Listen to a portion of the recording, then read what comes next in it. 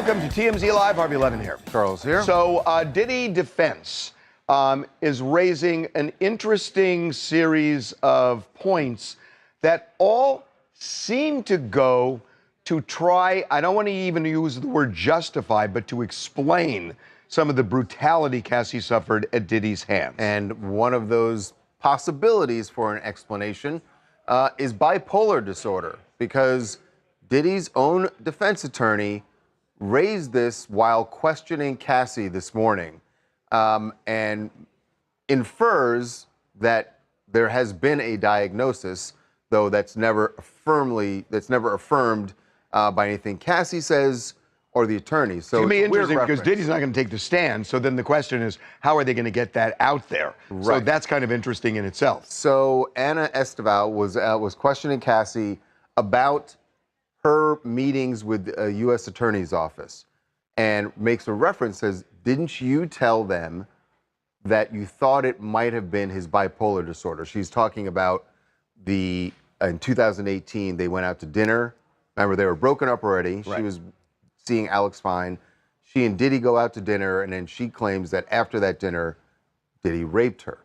So Came to her house and raped her. Right. So his attorney is now asking her about that whole event, and says, you told the U.S. Attorney's Office that it might be his bipolar disorder. So she's clearly raised that, or they've raised that flag. This statement hints at a troubling defense strategy where mental health is leveraged to excuse abusive behavior. By suggesting bipolar disorder as a reason for violence, it raises questions about accountability and the societal tendency to stigmatize mental illness while simultaneously using it as a shield in domestic abuse cases. You're right. They raised something else. By the way, Cassie's response to that was, I don't recall saying that exactly. Now, they raised something else, though, that when they were talking about the 2016 beating, which now everybody has seen on that surveillance video, they raised an issue asking her whether he was in the middle of a blackout. Yeah. And it really is kind of the same thing they're doing, which is to explain brutality. I mean, I don't know how else. And I don't know how that's that. gonna. I don't know how that's going to go either. Right. I mean, I think they're, it's like sometimes if it goes so far when you see in this video that you say You try make any attempt to explain it, it's going to could rub a juror the wrong way. That absolutely. How dare they? How try dare to they? excuse this. And because a lot of people thought that what the defense should be doing is being harder on Diddy than the prosecution was. Right. And to own that and to, and not to try and make an excuse. This is kind of an excuse. Well, I think it's part of a two-pronged attack. A lot of the testimony is about trying to show that Cassie was participating consensually. The other prong is Diddy was not in his right state of mind. This dual-pronged defense strategy is alarming. It implies that if Diddy was in a compromised mental state during instances of violence, it somehow mitigates his culpability.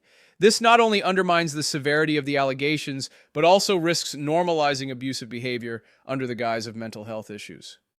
I think you're 100% right, though, by even raising these issues of his mental fitness at a particular point in time. That dog doesn't hunt over an 11-year relationship filled with violence. It may work for one instance. This reflects a significant insight into the nature of domestic abuse.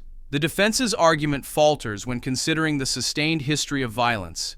An isolated incident may be defensible, but a pattern of abusive behavior cannot be dismissed as mere mental health issues.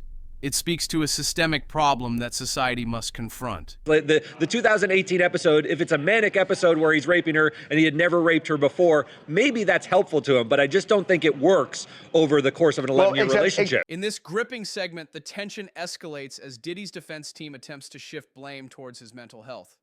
The implications of such a strategy are profound, as they risk trivializing the very real trauma faced by victims of domestic violence. As we dissect this case, remember, accountability should never be overshadowed by excuses.